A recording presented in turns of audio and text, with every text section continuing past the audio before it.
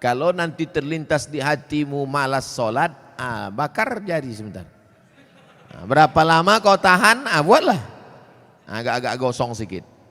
Hai tangan, tahan kau masuk neraka nanti tangan. Nama kau nanti nama nerakanya neraka sakor. Allahu Rabbi wal Islam dini wa Muhammadan Rasulullah wa yaqini. Selamat malam Ustadz. Assalamualaikumnya ada, cuman dia kayak selamat malam. Saya tak mau disebut selamat malam. Iya malam selamat, besok pagi. Apalagi udah kena laporkan nih, ngeri-ngeri juga gitu kan. Iya, janganlah kalian mancing-mancing. Saya hamba Allah Pak Ustadz, alhamdulillah. Sekarang banyak orang hamba harta, hamba kuasa, hamba setan, hamba hantu. Bagaimana cara menjaga sholat agar lebih khusyuk dan tak malas Pak Ustadz? Itu nampak api kan? Kalau nanti terlintas di hatimu malas sholat, bakar jari sebentar. Berapa lama kau tahan? Buatlah. Agak-agak gosong sedikit. Hai tangan, tahan kau masuk neraka nanti tangan. Nama kau nanti nama nerakanya neraka sakor. Masalakakum fi sakar. Kenapa kau masuk dalam neraka sakar? Lam naku minal musallin, karena tak sholat. Bakar. Makanya Muhammad Ali kemana-mana bawa mancis. Muhammad Ali petinju, mana-mana bawa mancis. Padahal dia tak merokok. Ditanya orang, kenapa kau bawa mancis? Asal terlintas di otakku mau buat dosa, aku bakar tangan. Kalau mancis tak mempan, obor bawa. Bagaimana sholat ini khusyuk Pak Ustadz? 5. Yang pertama, ketika berwudu khusyuk. Waktu menyuci tangan, bersih dosa dari tangan. Waktu memasukkan air ke mulut ke hidung, bersihkan dosa-dosa mulut, dosa-dosa lidah, dosa hidung. Waktu air dibasuh ke muka, keluar dosa-dosa biji mata, banyak silap salah. Waktu air menyiram tangan, keluar dosa-dosa dari ujung jari jemari. Khusyuk. Waktu air mengusap kepala, keluar dosa isi kepala yang kotor sampai ke lubang telinga. Waktu air menyiram kaki, keluar dosa-dosa kaki yang dilangkahkan ke tempat maksiat dan dosa. Makanya ketika berwuduk itu jangan bercakap. Ini banyak orang di sambil wuduk bercakap. Itu loh, aku bilang sama kau kemarin, panjat pinang itu jangan besar-besar kali pinangnya. Modal kita pun tak ada, tapi kau itulah. Pak RT kan udah ngasih, Pak RW kenapa enggak juga? Entahlah, kentutlah sama dia. Itulah maka tak khusyuk.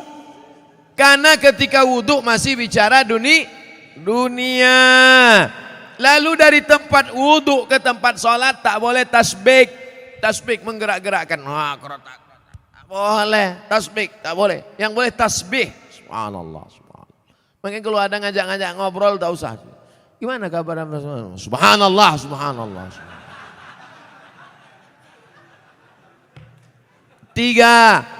Ada terdengar azan, jawab. Hayya 'alas shalah. La haula wala quwata. Jangan bicara waktu azan. Siapa yang bicara ketika azan dikumandangkan, matinya mati su'ul khatimah. Begitu kata Syekh Imam Nawawi, Syekh Jalaluddin Abdurrahman As-Suyuti. Hati-hati. Lalu kemudian yang keempat, membaca bukan mutalaah. Mutalaah mulut tak bergerak. Waktu sholat itu membaca. Allahu Akbar kabira walhamdulillahi katsira. Ini banyak orang sholat mulutnya diam.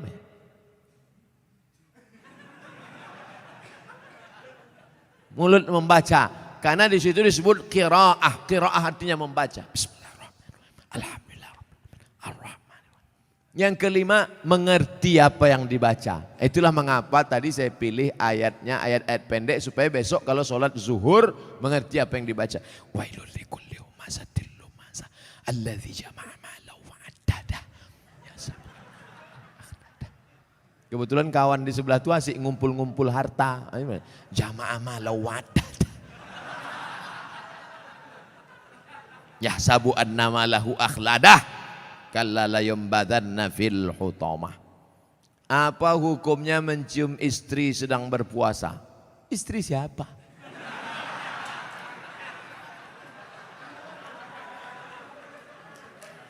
Kalau istri engkau yang kau cium maka tak batal. Dalilnya Nabi mencium Aisyah. Tapi kalau dia ihtiyat, hati-hati, takut dia tak bisa mengendalikan hawa nafsunya seperti Nabi Muhammad SAW, maka dia ihtiyat, dijaganya. Tapi hukum aslinya tak batal. Tapi kalau sampai memperturutkan hawa nafsu maka jatuh dalam batal, rusak puasanya. Man lam yada imsakun nafsi, menahan diri, anil mahzurati, dari semua yang terlarang, min tulu'il fajri, dari terbit fajar, ila ghurubi syamsi, sampai tenggelam matahari. Itu definisi puasa. Kalau adakah dalil yang menjelaskan tentang tahlilan? La ilaha illallah, la ilaha illallah, la ilaha illallah. Itu artinya tahlil. Tasbih, subhanallah. Tahmid, alhamdulillah. Takbir, Allahu akbar. Tahlil, la ilaha illallah. Man halala, siapa yang mengucapkan tahlil, summa ahda thawabahu ilal mayyit, kemudian tahlil itu dihadiahkannya kepada si mayit, orang mati, yantafi'u bihi, pahalanya sampai dan orang mati itu dapat manfaat. Begitu kata Imam Ibnu Taimiyah dalam kitab Majmu' Fatwa Ibnu Taimiyah. Kenapa Ustaz pilih pendapat Ibnu Taimiyah? Karena yang banyak melarang-melarang nih sekarang anak-anak buahnya Ibnu Taimiyah. Paham? Padahal Imam Ibnu Taimiyah dalam Majmu' Fatawa mengatakan siapa yang mengucapkan tahlil dihadiahkannya pahalanya pada yang meninggal sampai. Kalau dimasakkannya bubur kacang hijau. Kenapa Ustaz tiba-tiba ingat bubur kacang hijau? Oke, bubur jagung kalau gitu. Lalu kemudian dihadiahkannya pahalanya untuk almarhum. Sampai apa tak sampai? Sampai. Mana dalilnya? Mana? Kata Sa'ad, ummi matat, makku mati. Afa atasaddaqu anha, kalau aku bersedekah pahalanya sampai tak untuk emakku? Kata Nabi, tasaddaq, sampai. Sedekah enggak? Sedekah. Ayu sadaqatu afdal. Apa sedekah yang paling afdal? Kata Nabi, saqyul ma', sedekah yang paling afdal mengasih air minum. Kalau air minum saja sampai, apalagi gulai baung. Artinya sedekah sampai, sedekah sampai, tahlil sampai. Apa lagi? Bacaan Quran. Yasin wal Qur'anil Hakim, innaka laminal mursalin. Sampai apa tak sampai bacaan Quran pada orang meninggal dunia? Sampai. Bacaan Quran untuk orang meninggal dunia sampai. Mana dalilnya? Ketika Nabi SAW melewati suatu makam, diambilnya pelepah korma, ditusukkannya ke makam itu. La'allallaha an yukhaffifa adzabahuma ma lam yaibasa. Tasbih pelepah korma sampai pada orang yang meninggal. Apa komentar Imam Nawawi dalam kitab Majmu', dalam kitab Al-Minhaj Syarah Sahih Muslim Ibn Al-Ajjaj? Kalau tasbih pelepah korma saja sampai, apalagi bacaan Quran orang yang beriman. Buka kitab Ar-Ruh, punya Imam Ibnu Qayyim Al-Jauziyah, murid Imam Ibnu Taimiyah. Punya murid namanya Ibnu Qayyim Al-Jauziyah. Punya kitab namanya Ar-Ruh. Diriwayatkan sampai kepada Imam Ahmad bin Ambal lewat di suatu makam. Ada orang membaca Al-Quran, Imam Ahmad bin Ambal melarang. Tapi orang itu menyebutkan riwayat hadis, ternyata perawinya thiqah, bahwa Nabi punya sahabat namanya Abdullah bin Umar, anak Umar bin Khattab, berpesan, kalau aku mati nanti bacakan di atas kuburku pada bagian kepalaku pangkal Al-Baqarah, pada bagian kakiku ujung Al-Baqarah. Itulah dalil bacaan Quran sampai untuk orang yang sedekah sampai, tahlil sampai, baca Quran sampai. Sudah saya sebutkan dalil-dalilnya. Tak juga percaya, saya tak bisa menjawab. Habis sudah. Saya cuma bisa minta nama lengkap supaya nanti kalau mati saya kirim. Kalau tak sampai cepat-cepat kasih kabar.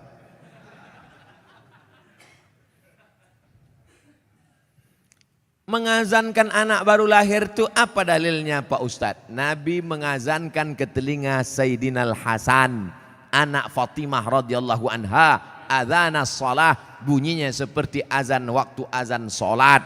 Hadisnya disebutkan dalam kitab Sunan At-Tirmidzi. Nama kitab Sunan Tirmidzi, nama lainnya Jami' At-Tirmidzi. Status hadisnya hadisun hasan, hadis paling tinggi sahih, di bawah sahih hasan, tentang mengazankan bayi. Anak saya mengazankan. Allahu Akbar, Allahu Akbar. Tapi tidak kuat macam itu. Terkejutlah dia. Nah, makanya bapak ibu yang hamil sekarang istrinya nanti bapak azankan. Tapi yang anak sudah lahir tak usah azankan lagi. Ini anak udah semester 2. Balik dari sini sebentar. Allahu Akbar. Apanya ayah ini gitu.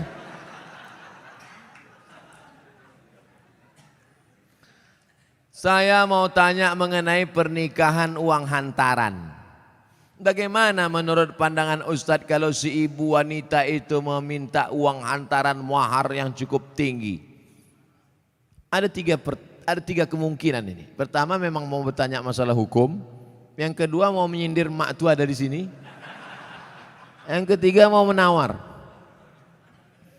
Perempuan yang paling baik aqalluha mahran, yang maharnya paling murah. Wahai ibu-ibu, turunkan harga mahar. Sebetulnya yang menetapkan harga mahar ini wali, ayah. Tapi sekarang banyak ayah yang anggota isti, ikatan suami takut bini. Maka yang berperan sekarang ibu-ibu, matre. Banyak perempuan lebih mau makan di daun daripada makan di pinggan. Oleh sebab itu turunkan standar ini sedikit. Jangan nanti setelah dia hamil barulah na'udzubillah datang dia baik-baik. Idza ja'akum man tardawna dinahu, kalau datang kepadamu orang yang baik akhlaknya, wa khuluquhu, baik agamanya, fazawijuhu, nikahkan dia. Illa taf'alu, kalau tak kau lakukan, takun fitnatun fil ardi wa fasadun arid, maka terjadi kerusakan yang amat sangat berat. Tolong jangan sampai anak-anak muda ini besok buat baleho turun ke jalan, turunkan harga mahar, turunkan harga mahar. Kemudian jodoh itu seperti apa Pak Ustadz? Apa orang yang sudah menikah terus meninggal terus menikah lagi, apakah itu berarti jodohnya juga Pak Ustadz? Karena berjumpa orang berjodoh atau karena jodoh dia berjumpa? Memang jam-jam 10:30 ini payah nangkap memang. Karena ada jodoh baru berjumpa atau karena berjumpa itu orang berjodoh? Karena ada jodoh lah maka berjumpa. Kalau tak ada jodoh sampai mati tak akan berjumpa. Kok Ustaz tahu? Saya pernah ngalami. Saya Dewan Juri Musabaqah Tilawatil Quran tingkat Provinsi Riau. Kalian pikir Ustaz alang-alang?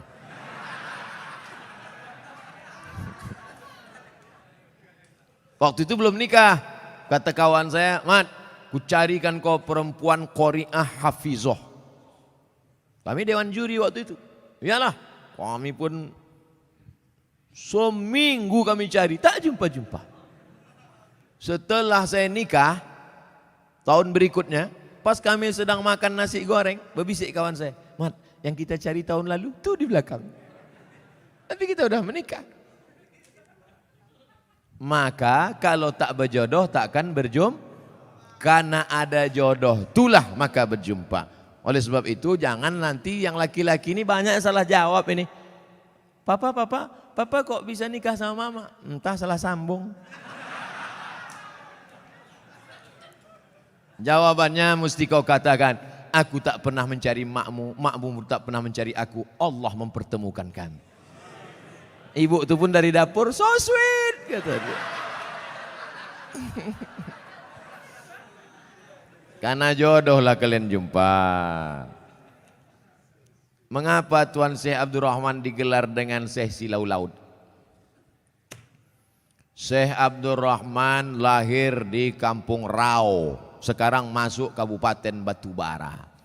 Lalu kemudian dia merantaulah ke Kedah, karena orang Batubara dulu biasa naik perahu tongkang kapal laut ke Kedah, bolak-balik, karena orang itu dekat Kedah. Sampai di Kedah belajarlah dia 7 tahun dan ikut lomba silat, menang, bekerja di kerajaan Kedah. Setelah itu melanjutkan pendidikannya ke Tuan Syekh Wan Mustafa Al-Fatani. Fatani sekarang Thailand Selatan, Patani. 7 tahun di Patani, setelah itu dibawalah oleh Syekh Wan Mustafa Al-Fatani ke Makkah Al-Mukarramah. Belajarlah dia dengan ulama-ulama di Makkah, diantaranya Syekh Hasbullah. Belajar fikih kepada Syekh Ahmad Khatib Al-Minkabawi. Setelah khatam belajar fikih, belajar tafsir, belajar hadis, belajar tasawuf, baliklah dia ke Rau. Lalu kemudian datanglah kerabat Kesultanan Asahan namanya Tengku Adil. Tengku Adil pun mengasih tanah. Wahai Tuan Syekh Abdurrahman, ini ada tanah. Nama tanah itu Silau Laut. Maka orang menyebutnya tak lagi sebut namanya, tapi Tuan Syekh Silau Laut. Sama macam siapa tuh? Tuan Syekh Besilam. Padahal nama aslinya adalah Tuan Syekh Abdul Wahab. Kampungnya di Rokan Hulu, namanya Rantau Binuang Sakti, tempat lahir Syekh Abdul Wahab Rokan. Tapi yang dipakai adalah Syekh Abdul Wahab Rokan. Sekarang jadi Kabupaten Rokan Hulu. Biasa itu. Tuan Syekh mana? Tuan Syekh Fulan, nama kampungnya yang disebutkan. Tuan Syekh Purbabaru, padahal namanya Tuan Syekh Mustafa Husain. Nah, jadi nama kampung yang disebut. Itu maka disebut Tuan Syekh Silau Laut karena nama kampung itu. Apa karomahnya Pak Ustadz? Banyak karomahnya disebutkan dalam buku ditulis oleh cucunya. Namanya Tuan Syekh Doktorandus Haji Mansur bin Haji Syekh Muhammad Ali bin Syekh Abdurrahman, cucunya, menulis buku. Ditulis pada masa Gubernur Raja Inal Siregar. Waktu haul dibagikan buku-buku itu. Banyak karomah disebut situ. Apa motivasi orang memasuki tarekat Sattariyah Pak Ustadz? Tarekat itu sampan. Ada sampannya namanya Sattariyah. Namanya nakhodanya Abdullah Sattari.